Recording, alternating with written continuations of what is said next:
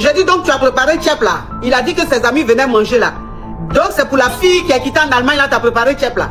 C'était pour la fille. Là, quand tu m'as fait taper le travail d'une servante, c'était pour une fille. Et hier, je me rends là-bas. Vu que j'ai ma clé, lui aussi, il a sa clé. J'ouvre la porte, j'entre. Je me mets trop.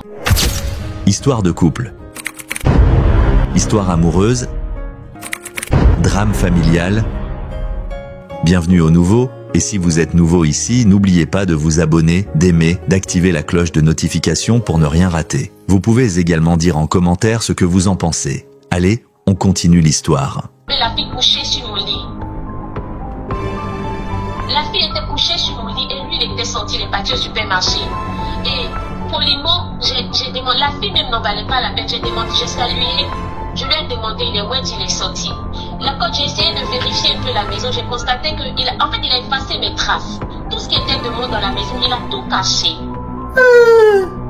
Il a tout caché. Après le déménagement, tu as fait là? Je n'ai pas causé de dégâts parce que ça pouvait mettre ma procédure en péril. Je suis sortie pour venir l'attendre en bas du bâtiment. Et quand il est venu, je suis montée avec lui. Je voulais entrer, il m'a empêché. Il m'a dit, on n'a qu'à descendre, on va parler. On est descendu, nous étions en train de parler. Je lui ai fait part de ça. Et je lui ai dit, je m'achetais. J'ai mon amour propre, ainsi que mon respect. Donc, en aucun cas, je vais accepter qu'il me manque de respect. C'est ainsi que ma pote, je lui ai donné sa clé. Et je suis venue. Je l'ai bloqué de partout. Et ce matin, toute la nuit, je ne me portais pas bien. J'ai pris un rendez-vous, je suis partie à l'hôpital aujourd'hui. J'ai constaté que j'étais enceinte de lui. Donc, j'appelais pour savoir, est-ce que je dois lui dire ou est-ce que je dois me taire pour faire mon truc. Parce que je ne me vois plus retourner avec ce mec-là. Il ne cesse de mentir. Donc, du coup, ma coach, c'est un peu mal. C'est un peu ce que mon vécu en fait. Donc, du coup, j'aimerais avoir des conseils. Oh, vraiment. Alors, ce qui est en train de se passer là, bon, en même temps, c'est ton petit ami, c'est pas ton mari, tu comprends? Oui. C'est ton petit ami, c'est pas ton mari. Et moi, la partie qui m'énerve, c'est la partie où il t'a dit de préparer grosse mamie de Tchèp, de faire ménage dans la maison, on dirait une servante, alors que c'est pas ses amis qui viennent, c'est ta rivale qui vient là. Moi, c'est la partie là seulement qui me fait mal. C'est la partie là qui me fait mal. Voilà, moi, c'est la partie là qui me fait mal. Sinon, vous n'êtes pas marié. Il est célibataire, tu es célibataire. Donc, s'il est dans ce djabou-djabou, c'est des choses, ça peut arriver. C'est à toi de prendre ou de laisser. Mais c'est la partie où il t'a traité comme servante là. Et puis, c'est ta camarade qui a venu manger. Toi, tu as fait Tchèp, tu as déménagé maison, là, changé de drap, tout. Pour qu'une fille vienne, quitte en Allemagne, vienne là, elle va manger Tchèp là. Elle va se coucher sur le drap que tu as changé là. Et tout. C'est ça, la partie là même qui me fait mal. C'est la partie là même, je vois en foutaise. Problème, ma coach. Et le comble est que quand je quittais la maison pour partir prendre le tram, tellement j'étais tellement dévastée, il y a un gars qui était sur son vélo par l'arrière, il m'a percuté. Oh. Il m'a percuté avec son vélo. Je suis venue, j'ai dit à Dieu, je ne vais pas me mettre en colère pour prononcer des paroles contre lui parce que mine de rien, je l'ai considéré comme si je n'avais personne dans ce pays, c'est par son canal que je suis venue en Europe. Et il a été un bienfaiteur pour moi. Que Dieu le récompense pour moi. C'est tout. Ouais. Mais je ne veux plus que nos chemins se rencontrent encore. Je ne veux plus que nos chemins se rencontrent. Mais s'il y a un truc que je sais est que, coûte que coûte, Dieu permettra que j'ai mes papiers. Tu vas avoir. Que je sais. Tu vas avoir tes papiers. Oh. C'est Dieu mon premier parent à l'étranger. Et puis lui, il vient. Oh, la petite fille, la petite fille, elle est tellement touchante, elle est tellement vraie. Elle est tellement touchante, elle est tellement vraie, elle est tellement croyante.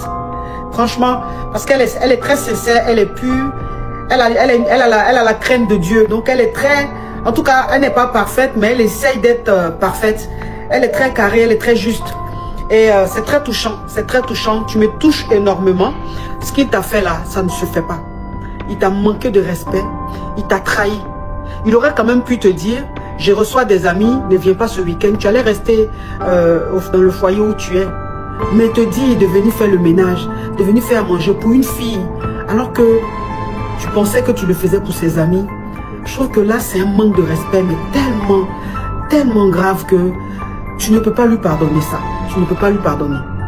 Maintenant, en ce qui concerne la grossesse, moi, je ne peux pas me prononcer là-dessus. Je ne peux pas me prononcer là-dessus. Tu as l'habitude de me suivre et tu sais que moi, quand il s'agit de grossesse, je ne me prononce pas. Tu es une croyante.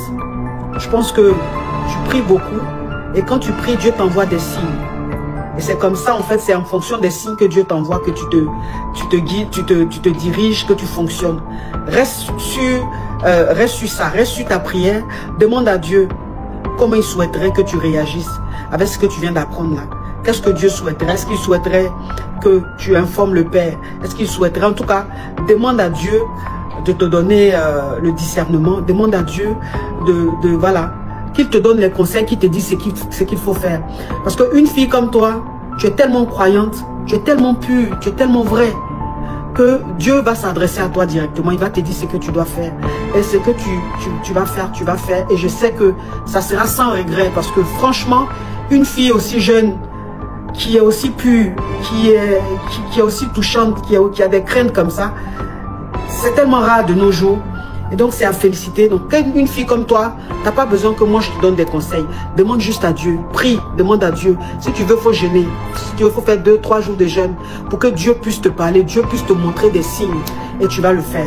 En tout cas, moi, ce que je veux te dire, c'est que je te dis courage. Je te dis courage.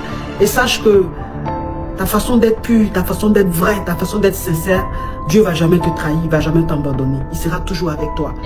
Il sera toujours avec toi. Il sera toujours avec toi. Je sais que l'aventure est très très difficile parce que tu n'as personne ici en France. Il est le seul que tu connais. Donc tu l'as idéalisé, c'est normal. Et de le voir te trahir comme ça, tu te sens bouleversé, tu te sens brisé, tu te sens seul du coup. Et tu as très mal. Et je suis vraiment de tout cœur avec toi. Que Dieu te donne la force de surmonter cela. Ouais, que Dieu te donne la force. Que vraiment que Dieu te donne la force. Tu me touches énormément. Tu me touches énormément. Tu me touches énormément. Franchement, je suis beaucoup touchée par cette jeune fille. Courage à toi, ma chérie.